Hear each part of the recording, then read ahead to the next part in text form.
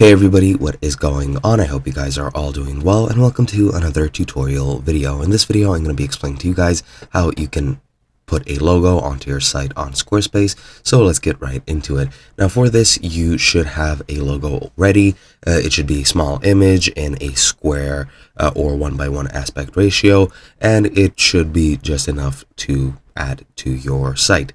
Now you can add an image with text if you want. You can add just the image, really doesn't matter, but you do need to have an image ready. Now once you do, what you're going to do is you're going to click on edit on whichever site you would like, or on whichever page you would like, and now we're going to go here and click edit site header. This is where we're going to edit the logo, because the logo goes into the header, and this is going to be visible across the entire site once you add it.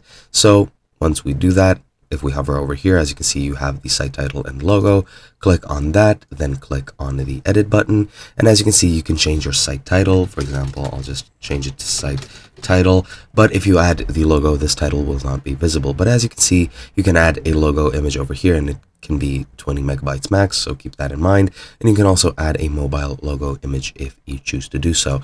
Now if I click on here, you can select it from the library or upload a file. I'll just go to library, and as you can see, you can only select your own. You cannot use any logos which are, well, royalty free on Squarespace. So all you have to do is just click upload file. It's going to open up this here. Well, it's going to open up your file explorer, and then you just need to select whichever sort of image you would like.